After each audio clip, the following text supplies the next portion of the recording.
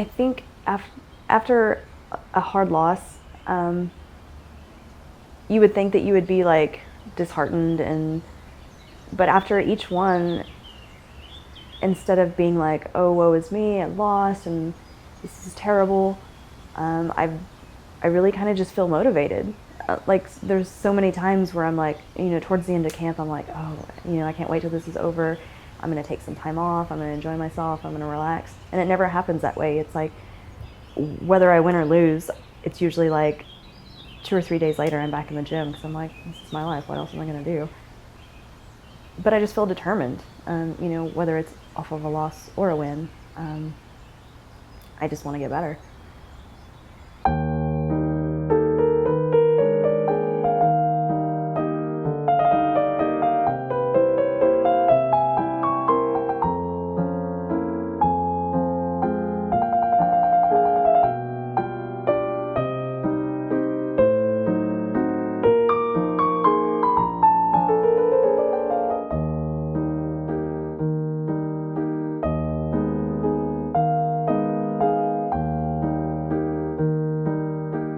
I'm scared to lose and not fight to the full potential that I know I could have. I have a drive just to do more, to always get more out of myself. I think my favorite thing about fighting is just the challenge. If I wasn't doing something competitive where I had to push my limits every day, I would be getting stagnant. How do you know what your true potential is if you don't push those limits every single day? And I feel like, every aspect of fighting makes me push those limits further and further every day.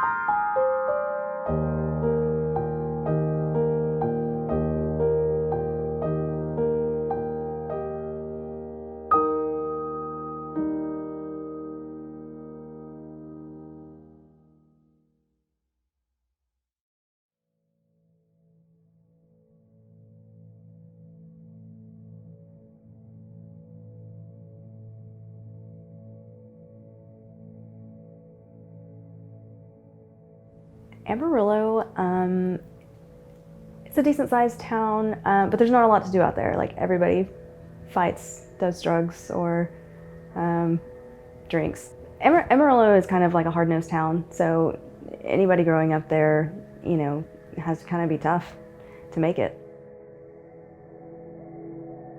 So my childhood was kind of a shit show. My mother's mentally ill, and so she was always, she actually started back to college, and so she was like a single mother going to college with 3 children. But she also ended up being a paranoid schizophrenic, and so she had a difficult time really just discerning reality from, her paranoia. And so, we were always getting kicked out of places. It was hard for her to hold down a job. It was, but she just had a difficult time, being an adult and managing her life and raising 3 children. Growing up like that was super hard, but it also just showed me how resilient I am.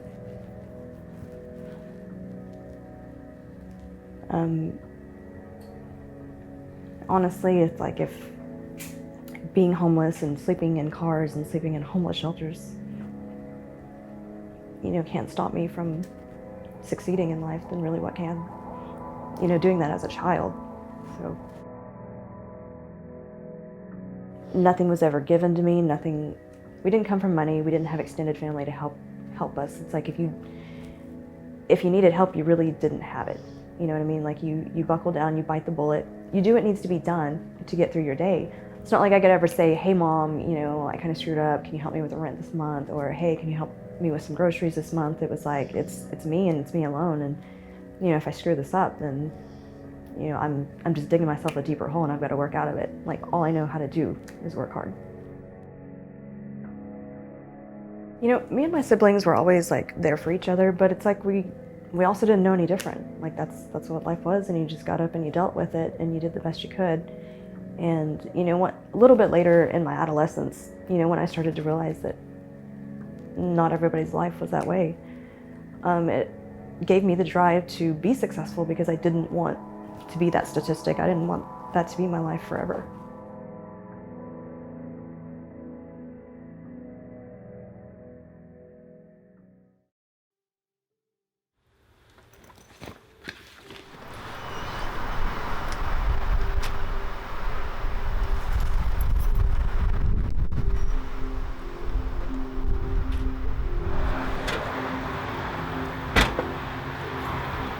When I was like 22 or 23, like I was just working out at like a big corporate, you know, Globo gym or whatever, and they actually started a mixed martial arts program as a side thing, and I would just run on the treadmill every day, and their setup was, it was all glass, and so like as I'm running on the treadmill, like I can just see them, and it just looked a little bit more interesting than running in place for, you know, 30 minutes or an hour. I did start going to those conditioning classes, and there was a girl there, and she was like, oh, I never have a partner for kickboxing or jiu-jitsu. Like, she would always ask me to stay, and so I started staying, and I enjoyed it. It was a good workout, and then she had like her first fight, and I went. You know, just watching her, I was like, I could do that. I do that like every day. I can get in there. And you know, just the competitiveness took over. I'm sure, I don't know if there's a way to be any more competitive than just fighting another person. One more round, Dad. There you go. Like that again. Right there again. Right there. Where you going?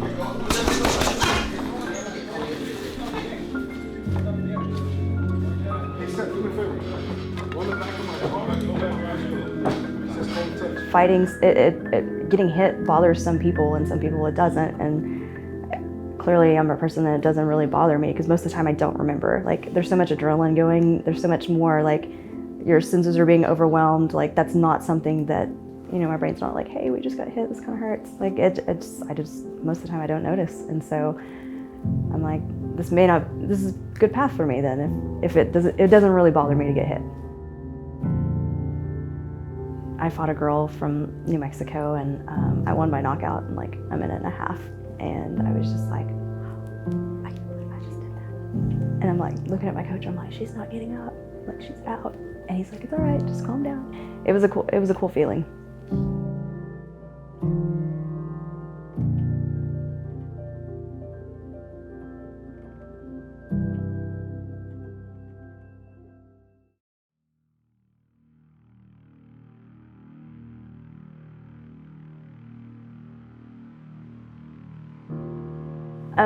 I think I just enjoyed fighting so much, and you know, Invicta was such a new hot thing, and you know, I kind of wanted to be a part of it, even though I had just gotten into graduate school. And so I was like, well, you know, I still have 2 years of graduate school, so maybe I'll just juggle all this around and I'll fight until I graduate. I honestly don't know how I did it. Like, I don't know if I could do it again.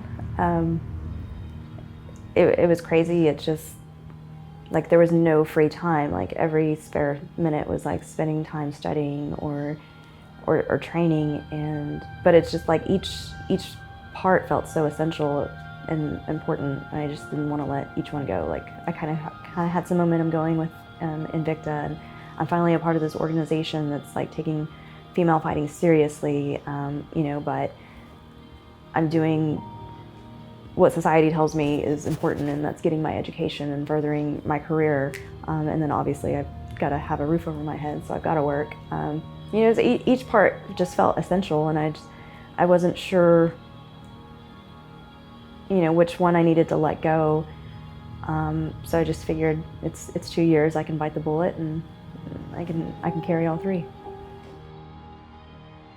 You know, it was incredible, because for the first time, like, female fights weren't just like sideshows. It wasn't like, you know, we had a platform where we're getting respect and a platform to perform, and we're being taken seriously. And it's not just like, hey, we got this chick fight, come watch these chicks just try to claw each other's eyes out. you know, we were given the respect deserved of athletes.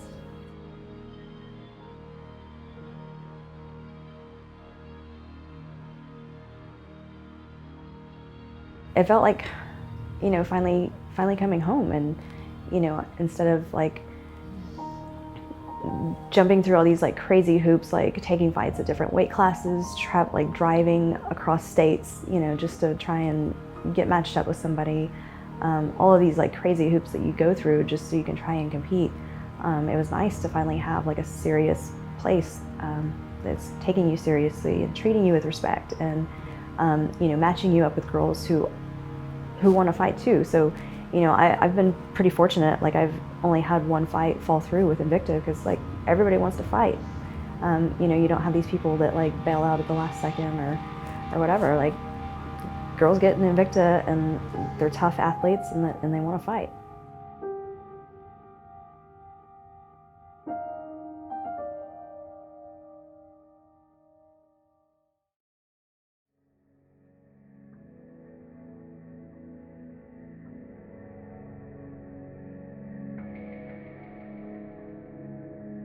My road to the title was a lot more curvy and a lot less linear than what I thought it was going to be.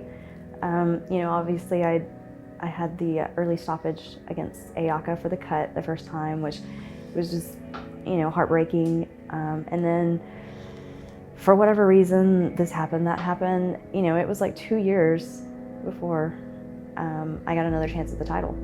It was a test of patience, for sure.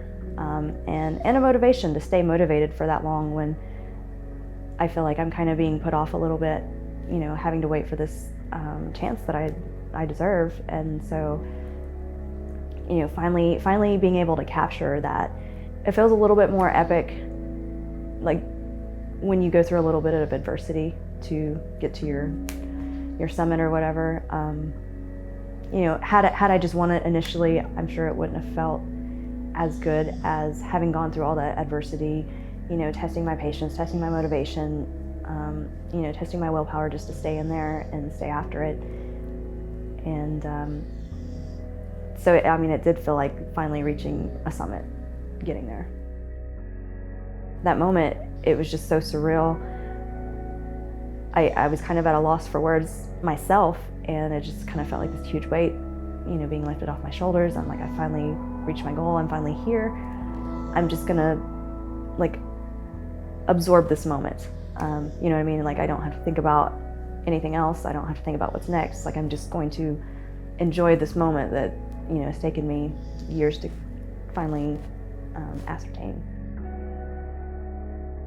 The second fight with Mina, of course, there was like all kinds of social media stuff going on, which I don't like getting involved in, but you know, sometimes stuff happens. I guess it makes it interesting for all the spectators. Maybe a month before the fight, I had to put down my dog. So that was a really hard camp. There was actually like a 2-week period where I didn't know if I was gonna fight, just because I was so upset. But it was actually kind of good, because it gave me, you know, something to work towards. Because if I didn't have to get up and go to the gym every day, I probably would just lay in bed and cried all day.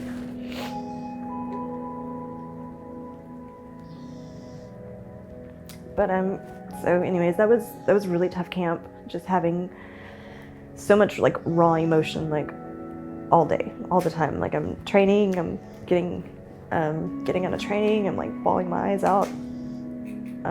Everybody just knew I was like a huge emotional wreck.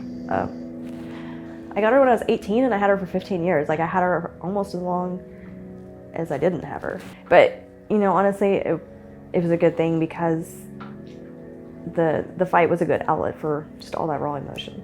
You know, it felt good and to just cement that win, and honestly, like, kind of did it for my dog.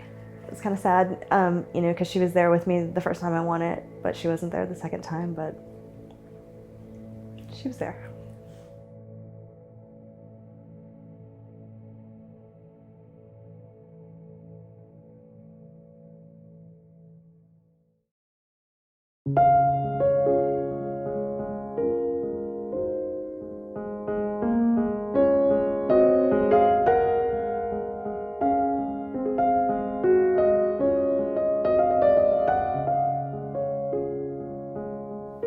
Off the top of my head, I mean, I'm sure there's, if I nitpicked my whole life, I'm sure I'd come up with things that I wish I had done differently, but off the top of my head, for the most part, I don't feel like I have any regrets. I don't even really regret the way that I grew up, just because it made me as hard as it did. I'm resilient. I can be in uncomfortable spots, and I can stay calm, and I can stay level-headed, and I can work my way out of it. And I trust in myself and my hard work.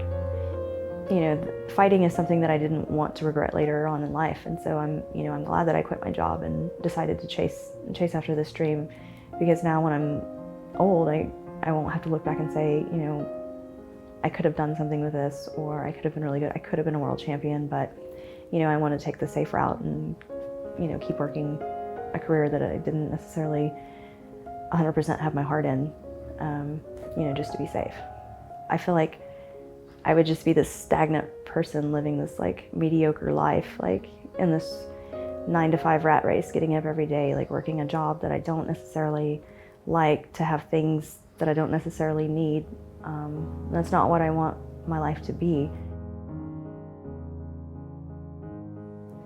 Being a world champion is, and even though I'm not like mainstream or whatever, I'm not like as widely known as like UFC fighters, like I started from the bottom and I worked my way up, and I didn't have an easy road, and I didn't take any easy fights, and I'm like, my like the last couple of years has just been like a murderer's row of opponents. Not everybody has as hard of a route as others. I've seen other people, not necessarily like they took an easy route, but their opponents that they had to get them to the title weren't that tough. I'm like, I had hard fucking fights to get to the top. And, I've never said no to a fight. I've never turned anybody down. I've accepted every single challenger. And so, like I said, I worked literally from the bottom all the way to the top. And, that's an incredible achievement, because not many people can say they've done that.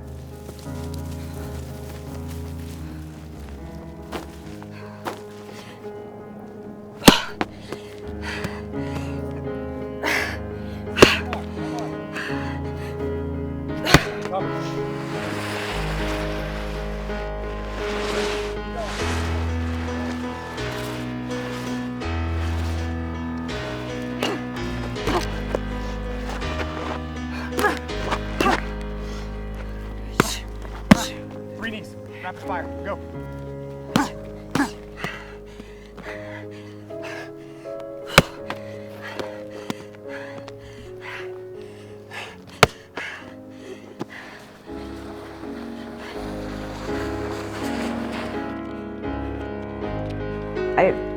I've reached my goal, and everything else is just the cherry on top.